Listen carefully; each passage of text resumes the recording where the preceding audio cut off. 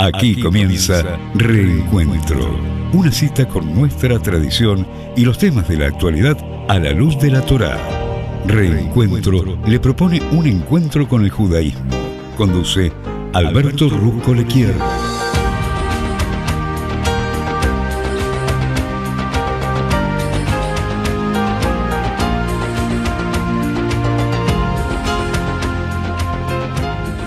Muy buenas tardes, aquí Alberto Rusco Lequier los saluda y le da las gracias por estar compartiendo aquí desde la querida ciudad de Buenos Aires este programa, este encuentro que yo denomino Reencuentro. Y la invitación es para beber en los exquisitos e inagotables manantiales de sabiduría de la Torá para tratar de salir más ricos que como lo hemos comenzado. El día de hoy, que corresponde al día 12 del mes de Av del año 5784 en el calendario hebreo, te quiero recordar que el horario para prender velas de Shabbat hoy en la ciudad de Buenos Aires está establecido a las 18 horas 06 minutos y el Shabbat termina mañana a las 19 horas 03 minutos. Muchísimas gracias por estar conmigo. Siempre el ser humano a través de la vida se hace muchas preguntas. La libertad, el compromiso, el amor. Y claro, uno trata de que el amor dure. ¿Cuál es la fórmula? ¿Hay una fórmula? ¿Tiene que ver? ¿Hay una relación entre el compromiso, el amor y la ley? Vamos a tratar de bucear en estas incógnitas para tratar de develarlas un poco. Bien, cuando hablamos de pactos y de compromisos, tiene mucho que ver con cómo vivimos nosotros los seres humanos. Por ejemplo, mucha gente aquí en Occidente tiene aversión a los compromisos. Claro, no nos queremos atar incondicionalmente o en forma concluyente a algo o a alguien. También existe en este mundo de la modernidad o posmodernidad, nadie sabe bien qué es la posmodernidad, pero se utiliza como término, que la mentalidad de mercado que está predominando ahora nos anima a probar absolutamente de todo y mantener opciones abiertas para elegir la versión más conveniente. Entonces, los compromisos de lealtad son muy pocos. ¿Qué es la libertad?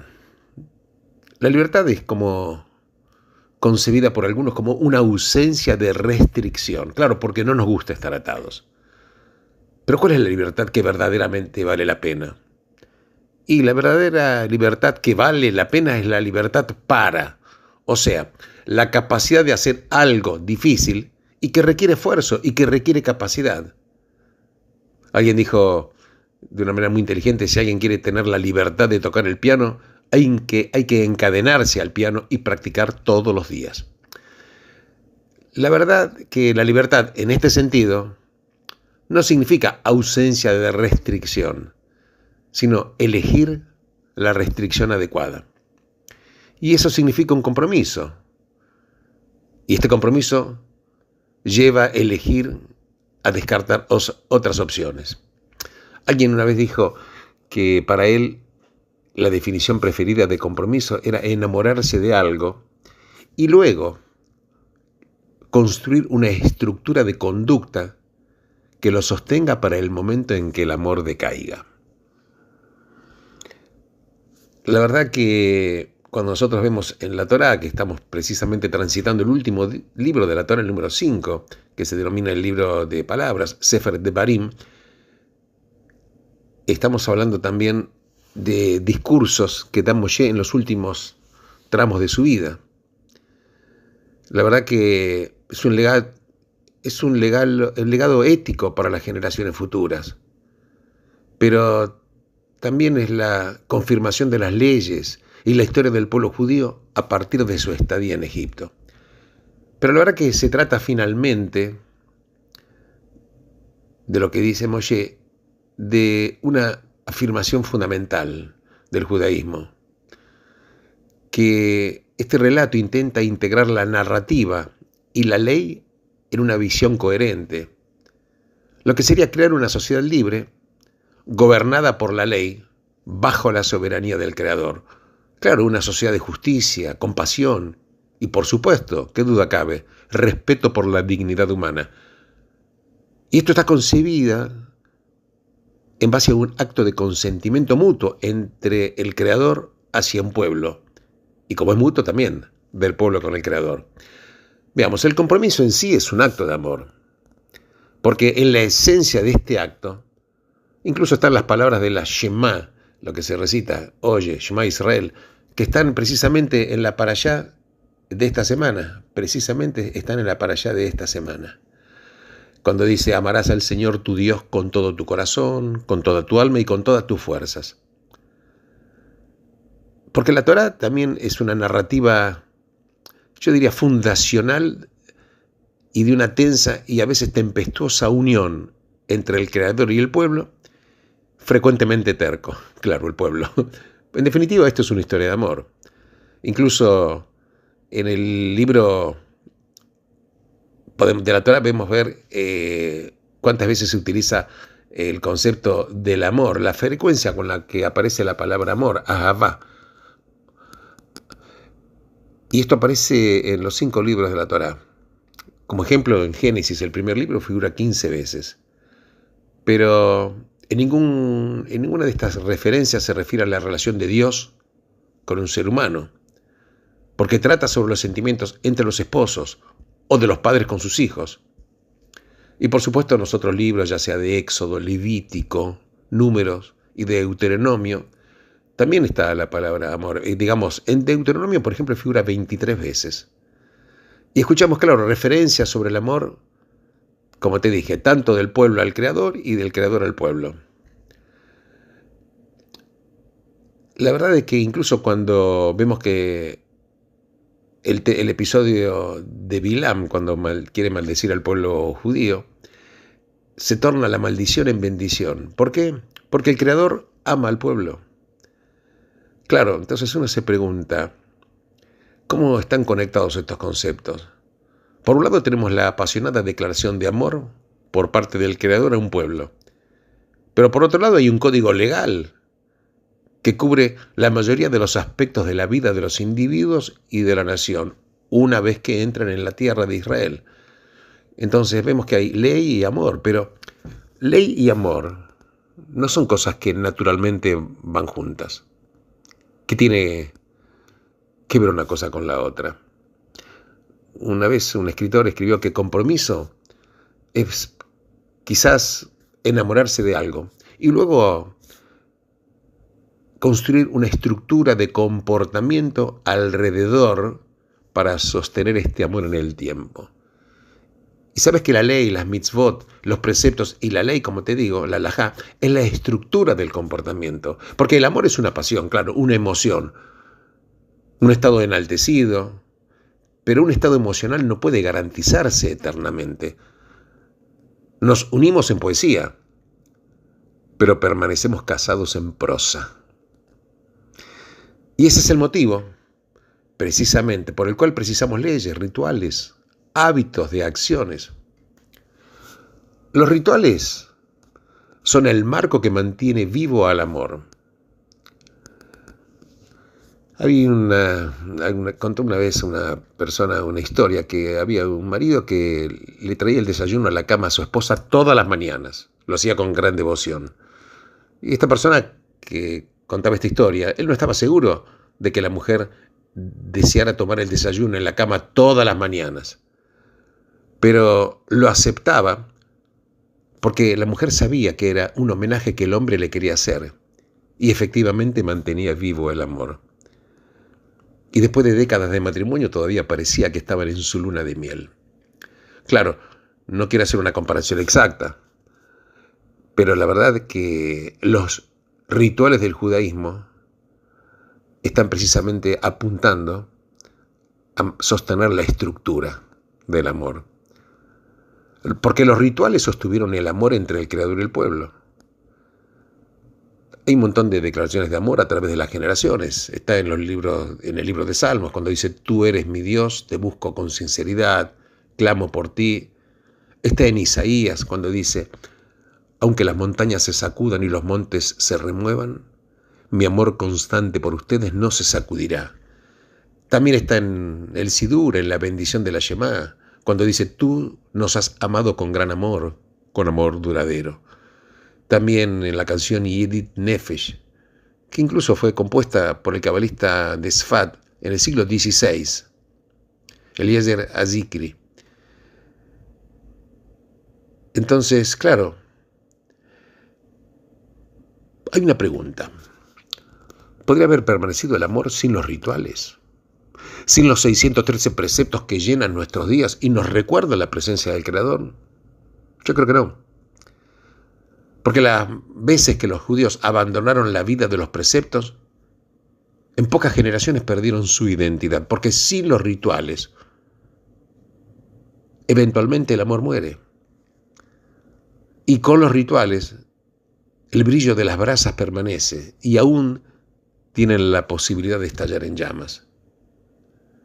Claro, no todo día de un largo y feliz matrimonio se vive como una boda, pero aún un amor envejecido todavía es poderoso si esta coreografía de devoción afectuosa, el ritual de la cortesía y el cariño se sostienen.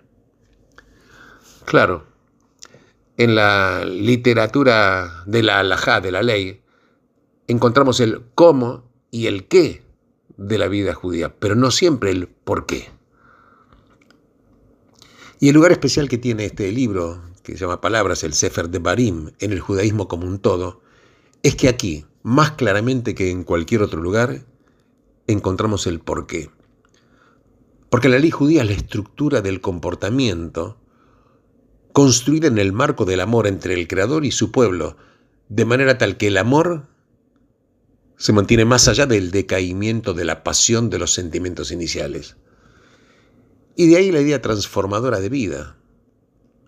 Porque si deseas tener un amor que no muera, construye alrededor una estructura de rituales, que son pequeños actos de bondad, pequeños gestos de sacrificio por la persona amada. Y vas a ser recompensada con una silenciosa alegría, una luz interna que durará toda la vida.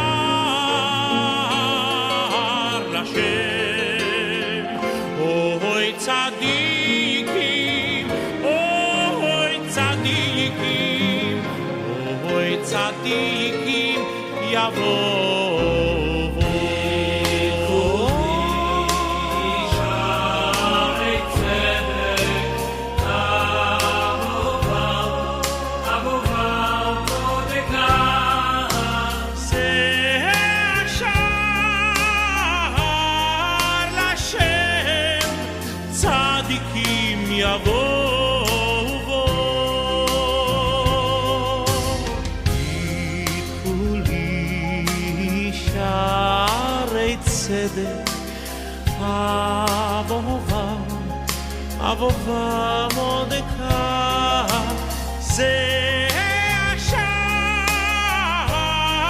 לשם, צדיקים יבואו בו.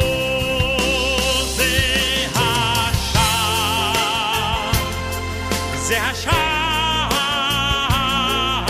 לשם, אוי צדיקים, אוי צדיקים, אוי צדיקים יבואו בו. זה השער לשם, אוי צדיקים, אוי צדיקים, אוי צדיקים יבואו בו.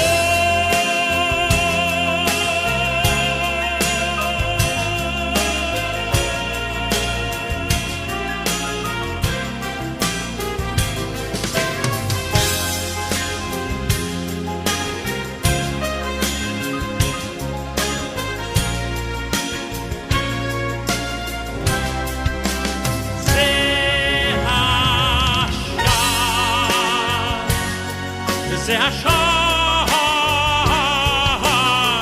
לשם, אוי צדיקים, אוי צדיקים, אוי צדיקים יבואו בו. זה השער לשם, אוי צדיקים, אוי צדיקים, אוי צדיקים יבואו בו.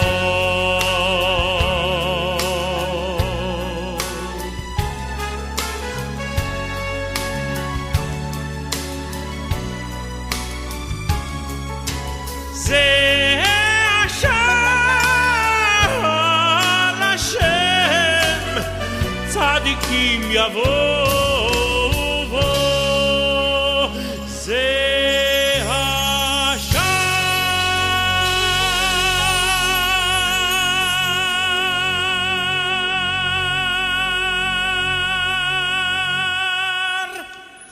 Siempre cuando el pueblo de Israel, el pueblo judío, enfrenta dificultades, a veces hay temor de que, bueno, queremos el riesgo de desaparecer, dicen algunos, porque somos un pueblo pequeño. Entonces, claro, y uno se pregunta, ¿por qué es tan pequeño? ¿Por qué hay tan pocos judíos? Porque somos apenas el 0,2% de la población mundial. Pero precisamente en la porción de la Torá de esta semana, que se llama Vaet Hanan, rogué, quiere decir, hay una declaración muy importante que tiene un alcance tan grande que desafía la impresión prevaleciente que en la Torá. La verdad que el Señor no nos eligió por ser más numerosos que otros pueblos, porque nosotros, la verdad, así está escrito en Deuteronomio, somos los menos numerosos. Pero claro, hay una cantidad de contradicciones, porque cuando uno empieza a estudiar la Torá, Dios le promete a los patriarcas que los descendientes iban a ser como estrellas del firmamento, el polvo de la tierra, o sea, incontables. Abraham iba a ser el padre no solo de una nación, sino de muchas naciones. Al comienzo del libro de Éxodo vemos y leemos cómo la familia del pacto, que sumaba apenas 70 integrantes cuando bajaron a Egipto, fueron fértiles y prolíficos y su población se incrementó. En el libro de Deuteronomio, por ejemplo, en 3 ocasiones Moshe describe a los israelitas como tantos como las estrellas del cielo. Incluso el rey Salomón habló de sí mismo como formando parte del pueblo que tú has elegido, un gran pueblo, demasiado numeroso para ser contados. Entonces vemos que hay un énfasis en el número. Y entonces, ¿y qué hacemos con las palabras de Moshe que hablan de la pequeñez? Pareciera ser una contradicción. La verdad que, ¿por qué somos pocos? Bueno, primero hubo un precio duro del exilio y las persecuciones a través de todas las épocas. Judíos ultimados en masacres, pogroms, incluso un montón de judíos que se asimilaron, por ejemplo en los siglos XIV y XV en España, en el siglo XIX en Europa, con el fin de evitar la persecución. Porque la verdad, incluso, aún la conversión de los judíos no funcionó. ¿Por qué? Porque el antisemitismo racial persistió siempre. Incluso en la Alemania nazi, hasta iban a rastrear hasta 4 generaciones arriba tuyo a ver si alguno tenía algún antecedente judío. La población judía es una mera fracción de lo que hubiera podido ser. Hay otra razón. Es que los judíos no buscan convertir a otros, porque si lo hubieran hecho el número sería enorme. La verdad que cuando leemos la Torá vemos que hay versículos que dicen que los israelitas estaban por entrar en la tierra de las 7 naciones. ¿Cuáles eran las 7 naciones? Los hititas, los girgashitas, los amorreos, los cananeos, los perisitas, los hivitas y los yebushitas. Y Moshe ahí advierte sobre el casamiento con mujeres de estas naciones, pero no por motivos raciales, sino religiosos, porque iban a llevar a los hijos del pueblo judío a servir a otros dioses en lugar de seguir al Creador. Entonces, vemos que a Dios no le interesan los números. La verdad que vemos que en la realidad el pueblo judío es pequeño, pero logró grandes cosas, yo diría enormes cosas, dando fe de una fuerza que va más allá de ellos mismos, porque ha logrado cosas que ninguna otra nación de su tamaño pudo haber hecho. La historia del pueblo judío es un testimonio viviente de la fuerza de la divina providencia y el impacto de los ideales elevados. Y es eso lo que Moshe quiso decir cuando declara: pregunta ahora sobre las épocas pasadas, mucho antes de tu tiempo, desde el día en que Dios creó a los seres humanos sobre la tierra. Pregunta desde un extremo al otro del cielo. Y Moshe pregunta: ¿ha existido algo tan grande como esto alguna vez? ¿O se escuchó algo semejante? Porque ¿ha escuchado algún otro pueblo la voz de Dios hablando desde el fuego como lo escucharon ustedes y ha permanecido vivo? ¿Ha existido algún otro Dios que ha sacado para sí una nación de dentro de otra nación por medio de pruebas, señales, mediante la guerra, con mano poderosa y brazo extendido, o mediante grandes e impactantes hechos, como todas las cosas que el Señor tu Dios hizo por ti en Egipto, ante tus propios ojos? Esto está en Deuteronomio. Y la verdad que el pueblo de Israel desafía las leyes de la historia, porque está adherido a la grandeza del Creador. Y cuando vos estás adherido a la grandeza del Creador, te convertís en grande. Porque a través del pueblo judío, Dios le está diciendo a la humanidad que no es necesario ser numerosos para ser grande. Las naciones son juzgadas por su contribución a la herencia humana, no son juzgadas por el tamaño.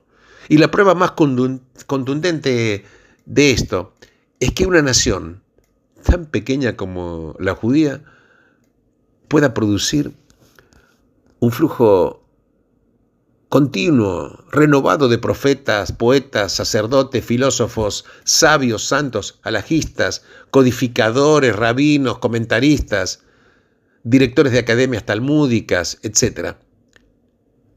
Ha producido este pueblo uno de los más grandes escritores, algunos de los más grandes escritores, artistas, músicos, cineastas, académicos, intelectuales, innovadores tecnológicos, incluso fuera totalmente de toda proporción en relación con su número.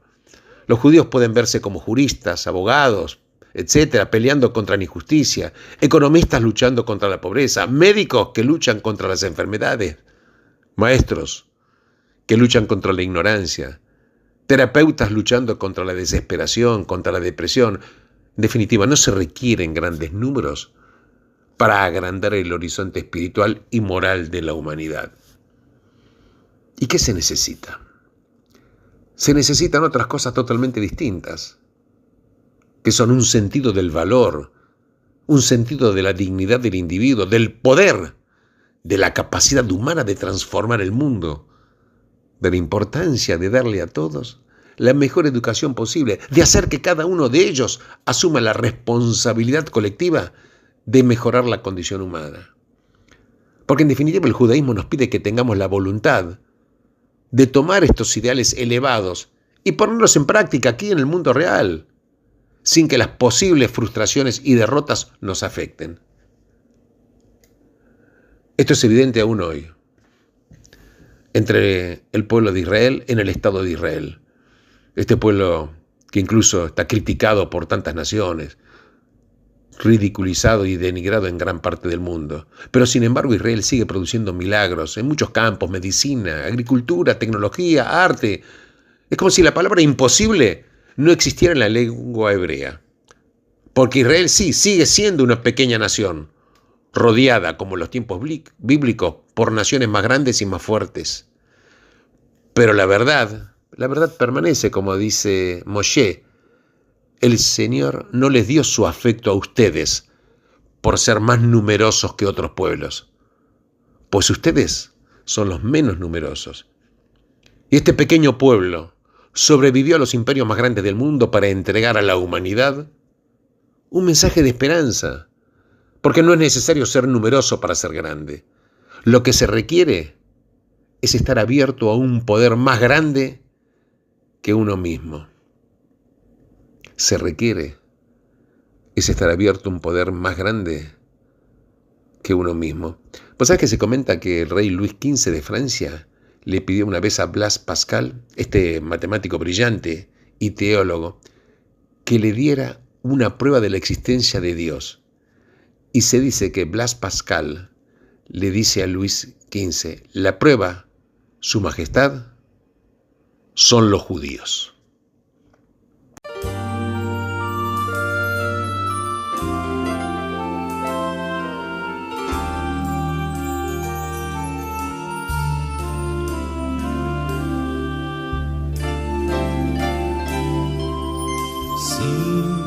Shalom tova uvracha, chen v'chesed v'rachamim aleinu ve'al kol Yisrael amecha.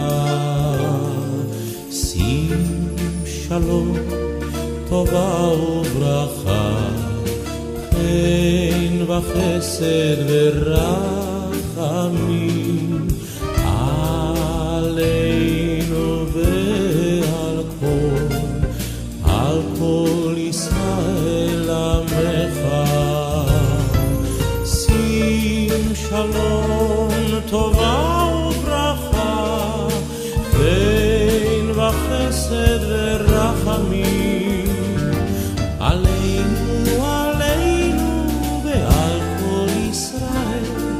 ve'al kol Yisrael amecha. Sim shalom tova uvracha, chen v'chesed v'rachamim aleinu ve'al kol Yisrael amecha.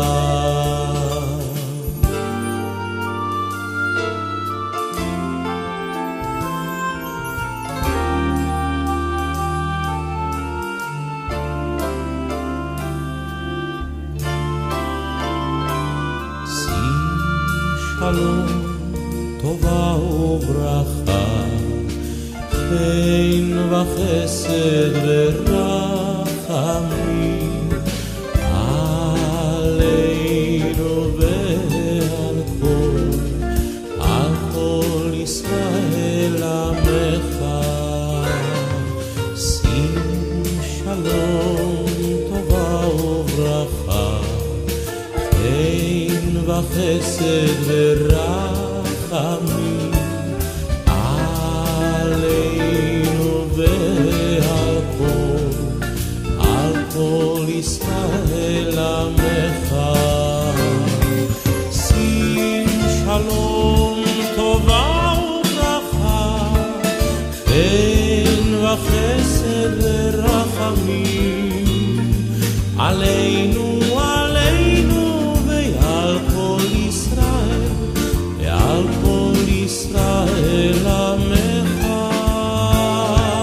שים שלום טובה וברכה, חן וחסד ורחמים, עלינו, עלינו ועל כל ישראל, ועל כל ישראל עמך, ועל כל ישראל עמך, ועל כל ישראל עמך. Tú sabes que en la porción de la Torá de esta semana, que es Vaet Hanan, Moshe pronuncia palabras enormemente inspiradoras acerca del porqué de la existencia del judaísmo. Y fue eso lo que lo convirtió en el gran líder transformador, y que tiene consecuencias para nosotros, aquí y ahora. Los israelitas, recordemos, estaban aún en el desierto, no habían entrado a la tierra, no tenían ventajas militares sobre las naciones a las cuales tenían que enfrentar. 10 de los 12 espías que fueron enviados habían argumentado que la misión era imposible. En un mundo de imperios, naciones y ciudades fortificadas, los israelitas parecían a primera vista carentes de defensa, sin preparación. Y fuera de sus prácticas religiosas, pocos observadores contemporáneos hubieran visto en el pueblo judío algo que los diferenciara de otros. Pero sin embargo, en la parashá de esta semana, Moshe comunicó con una certeza irrefutable que lo que les había ocurrido a ellos cambiaría e inspiraría eventualmente al mundo. Porque Moshe estaba convencido de que la historia judía era y seguiría siendo única. En una era de imperios, un grupo pequeño, indefenso, había sido liberado del imperio más grande de todos por un poder que no era el propio, sino por el Creador mismo. Ese fue el primer punto de Moshe. ¿Cuál es? La singularidad de la historia judía como una narrativa de redención. Otras naciones, claro, han tenido dioses ante quienes rezaron y ofrecieron sacrificios. También atribuyeron a sus deidades los éxitos militares, pero ninguna otra nación vio al Creador como su soberano, como su legislador, como su dador de leyes. Pero vemos que solamente en el pueblo de Israel Dios era visto no solo como poder, sino como un arquitecto de la sociedad, como el que orquestaba esta música de justicia, misericordia, libertad, dignidad. Y la pregunta es ¿por qué? Y sabes que Moshe, al final del capítulo, da una respuesta. Y esto está en Deuteronomio, insisto. Y dice, porque Él, se refiere al Creador, amó a vuestros ancestros y eligió a sus descendientes después de ellos. Dios amó a Abraham, y no menos Abraham amó a Dios. Y Dios amó a los hijos de Abraham porque eran sus hijos y le había prometido al patriarca que los iba a bendecir y proteger. Claro, pero ¿por qué a Moshe o a Dios les habría de interesar que otras naciones vieran las leyes de Israel como sabias y como comprensivas? Porque el judaísmo era y es una historia de amor entre Dios y ese pueblo particular. Claro, un amor tempestuoso, a veces sereno, a veces jubiloso, pero cercano, íntimo. ¿Y qué tiene que ver el resto del mundo con esto? Pero el resto del mundo sí tiene que ver con él. El judaísmo nunca estuvo destinado solo a los judíos. Repito, el judaísmo nunca estuvo destinado solo a los judíos. En las primeras palabras a Abraham, Dios ya había dicho, bendeciré a los que te bendigan, y los que te maldigan, maldeciré. A través de ti, todas las familias de la tierra serán bendecidas. Los judíos habrían de ser una bendición para el mundo. Dios es el Dios de toda la humanidad. Absolutamente, qué duda cabe. Porque en Génesis le habló a Adán, Eva, Caín, Noah, e hizo un pacto con toda la humanidad antes de hacerlo con Abraham. En Egipto, ya sea en la casa de Potifar, en la prisión o en el palacio del faraón, Yosef hablaba continuamente con el Creador. Quería que los egipcios supieran que nada de lo que él hacía lo hacía por sí mismo. Era simplemente un agente del Dios de Israel. Y no hay nada aquí que sugiera que Dios es indiferente a las naciones del mundo. ¿Por qué no lo es? Porque a Dios le concierne toda la humanidad. Por eso lo que nosotros hacemos como judíos le hace diferencia a la humanidad, no solo en un sentido místico, sino como ejemplo de lo que significa amar y ser amado por el Creador. Otras naciones mirarían a los judíos y sentirían que un poder más grande intervino en su historia. Himmelfarb, el ya desaparecido, Milton Himmelfarb, había dicho que cada judío sabe cuán profundamente común es, pero tomados en conjunto, parecemos estar incluidos en cosas grandes e inexplicables. Parece ser que el número de judíos es menor que un pequeño error estadístico, pero somos más grandes que nuestros números. No hemos sido llamados para convertir al mundo, fuimos llamados para inspirar al mundo. Y muchas naciones están inspiradas por el judaísmo. Y la conclusión es que los no judíos respetan a los judíos que respetan al judaísmo. Repito, esto es fundamental. Los no judíos respetan a los judíos que respetan al judaísmo. Y les resulta difícil de entender por qué judíos, en países donde la libertad religiosa es genuina, abandonan su fe o definen su identidad en términos puramente étnicos. El mundo actual necesita el mensaje judío, en el cual el Creador nos convoca a ser leales a nuestra fe, y también una bendición a los demás, cualquiera que sea la fe de los demás. Imaginemos un mundo en el cual todos creyeran en esto. Sería un mundo totalmente transformado. No somos solo una minoría étnica, ni somos una minoría étnica, somos el pueblo que predicó la libertad, enseñando a nuestros hijos a amar, no a odiar.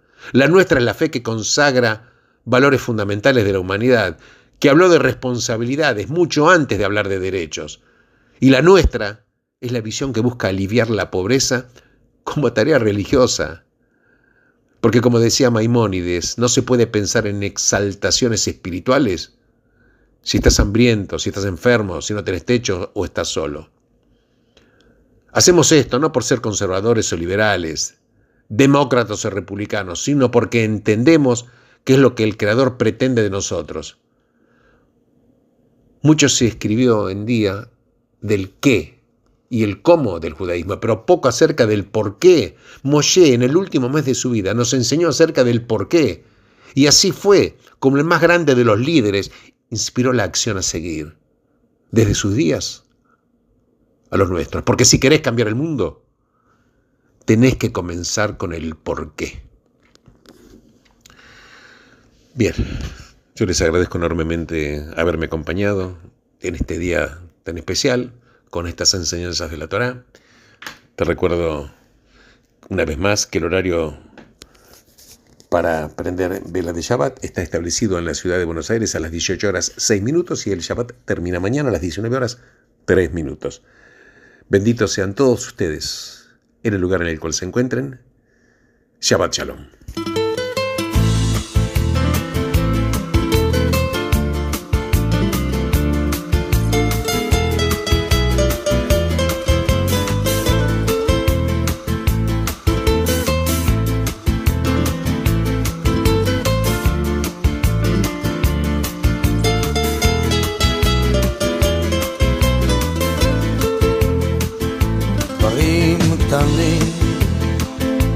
דברים פשוטים וקצת הפתעות באמצע הדרך, זמנים חולפים ומשתנים. אתמול אתה היית מלך, לאן פרחו הציפיות ואיך נשארת בלי תשובה, עוד לא הספקת לעשות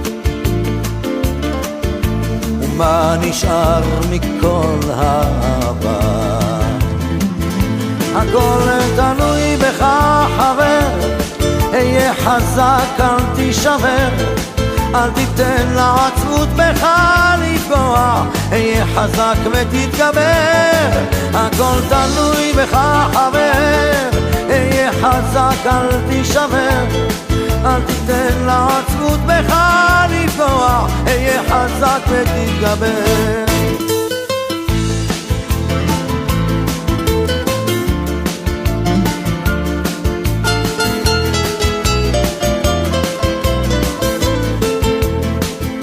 קשה לראות, אך לפעמים גלגל נסגר באמצע הסיפור, ואין כבר כוח לגופך יותר למשוך.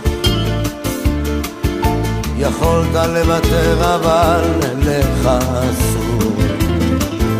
הכל תלוי בך חבר, היה חזק אל תישבר, אל תיתן לעצבות בך לפגוע, היה חזק ותתגבר. הכל תלוי בך חבר, היה חזק אל תישבר, אל תיתן לעצבות בך לפגוע, היה חזק ותתגבר.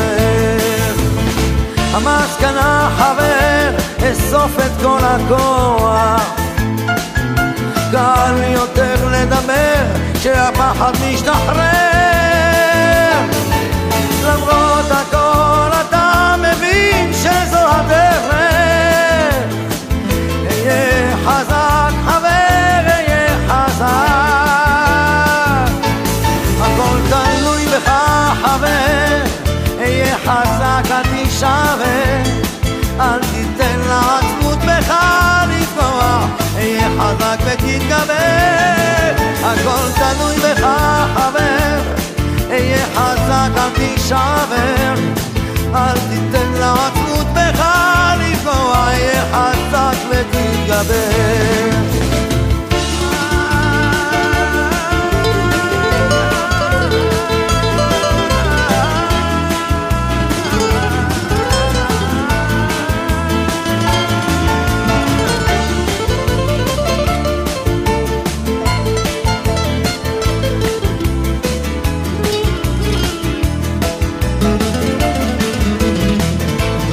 הכל תלוי בך חבר, היה חזק אל תישבר, אל תיתן לעצבות בך לפגוע, היה חזק ותתגבר.